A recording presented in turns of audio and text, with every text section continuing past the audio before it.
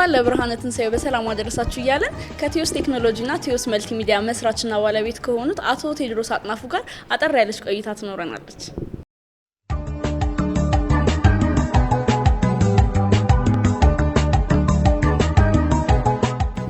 እንኳን ለብርሃነ ትንሣኤው በሰላም አደረሳችሁ እያለን የቲዮስ ቴክኖሎጂና የቲዮስ መልቲሚዲያ መስራችና ባለቤት የሆነው ቴዎድሮስ አጥናፉ አጠገብ ይገኛል። እንኳን አደረሰ ቴዲ።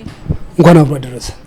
እስቲ በዓል እንዴት ነው የምታሳልፈው? አጋጣሚዎችን እና እንኳን አደረሳችሁ መልእክትንም አንድ ላይ አመሰግናለሁ።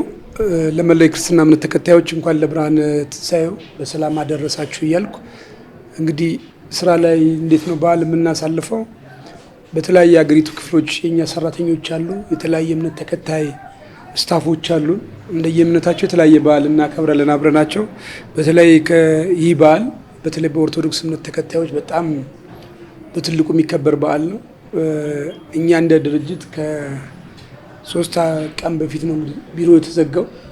ያሚውን ግን የስራ ባህሪያችን አይደለም በቀን በበዓል በማታም የሚያሰራ ነውና የኛ ስራ ሰዓት በበዓል ቀንም ከሌሊቱ እስከ 7 ሰዓት ድረስ ቢሮአችን የኛ ቢሮ ክፍት ነው።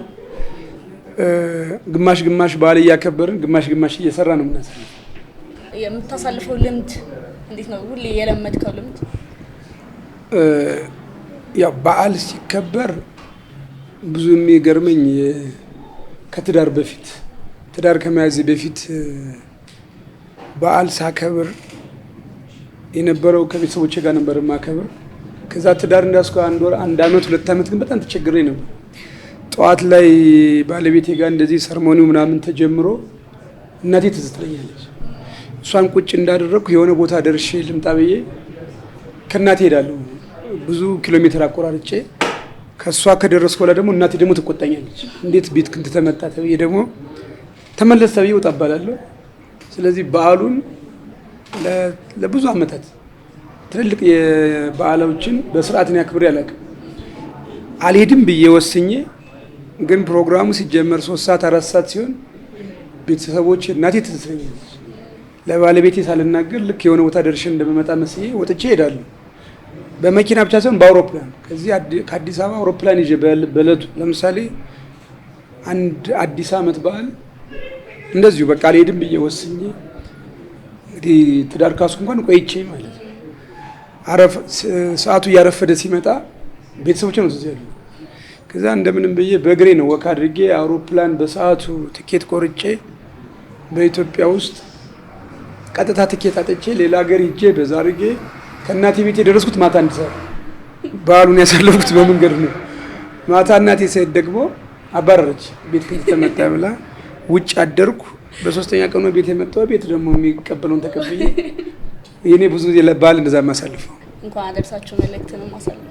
ያው በዓልን ሲታሰብ ደስታ ሰርሞኒ በየቦታው ላይ ደስታ ነው የሚያሳልፈው።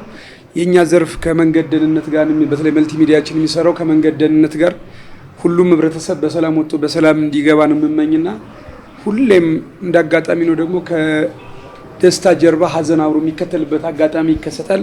ብዙ ጊዜ የትራፊክ አደጋ የሚከሰተው በዓላትን ተንተርሶ የሚደርሱ የትራፊክ አደጋዎች እጅግ ዘግናኝ ናቸው። ከደስታ ጋር በዓላችን በምናከብርበት ሰዓት የትራፊክ አደጋን እያሰብን መዋል አለብን ብዬ አስባለሁ። በተለይም ወጣቶች በዓሉ ምክንያት በማድረግ በመዝናኛ ቦታ በሚሄዱበት ሰዓት ሹፌር አብሯቸው እንዲሄድ።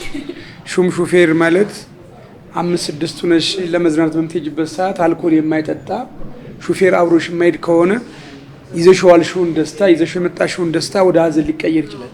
ስለዚህ በተለይም በመጠጥ የሚመጣ የትራፊክ አደጋ ብዙ ዜጎቻችን እያሳጣን ብዙ ወጣቶች ለችግር ውስጥ እየዳረገ ነውና በዓሉን ስናከብር ከትራፊክ አደጋ የጸዳ ምሽት ውሎ እንዲሆን እመኛለሁ።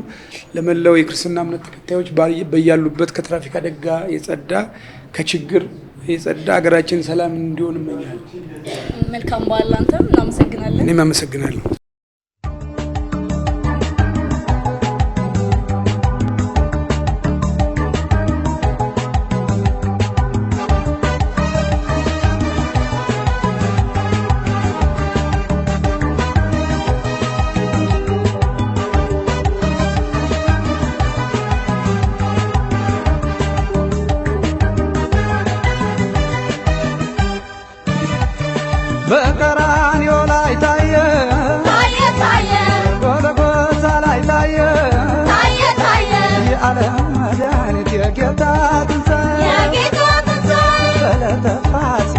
ለጌታ ትንሣኤ በቀራንዮ ላይ ታየ በጎልጎታ ላይ ታየ የዓለም መድኃኒት። በዓሉን በድርጅታችን ውስጥ ተገኝተን ከሰራተኞች ጋር እያሳለፍን ነው። ከሰራተኞች የበዓል መልካም ምኞታቸውን እየተቀበልን ነው። አሁን ከአማን ጋር ነው ያለሁት። አማን እንኳን አደረሰ። እንኳን አብሮ አደረሰን። ለመላው የክርስትና እምነት ተከታዮች የበዓል ምኞትን እስኪያስተላልፍ እንኳን ለትንሣኤ በዓል አደረሳችሁ ማለት እፈልጋለሁ። ለመላው የክርስትና ተከታይ በሙሉ እስቲ በዓል ገጠመኝ ለየት ያለ ገጠመኝ ካለክ? ብዙ ለየት ያለ ገጠመኝ እንኳን የለም፣ ግን አንድ ፋሲካ በዓል ላይ ትዝ የሚለኝ በልጅነቴ ያው ቀደም ተብሎ ስለሚገዛ ፍየል ወይ በግ ነገር ሰው 4-5 ቀን ቀደም ብሎ ስለሚገዛ በዛ ታይም እኛ ደግሞ በዓሉ ከመድረሱ በፊት ፍየሉን ሳር ምናምን ለማብላት ከግቢ እናወጣ ነበር። የሆነ ሰዓት ላይ ጨዋታ ምናምን ስለነበር የሆነ ቦታ አስሬው በጣም ሲጫወት መሸና ያሰርኩበት ቦታ ሲሄድ አጣሁት እና ይሄ ያረሳውም 7-8 ዓመት እየነበረ ነው እና ያንን በዓል በቃ እስኪያልፍ ቸኩዬ ነበር። ቁጣው ምናምን አልፎ ሰኞ መጥቶ ወዲያው ትምህርት ቤት እስኪሄድ ድረስ ማለት ነው ሽሽት ሰዎች ይገጠመኝ አረሳትም። እና እናመሰግናለን። መልካም በዓል ይሁንልህ። መልካም በዓል። አመሰግናለሁ።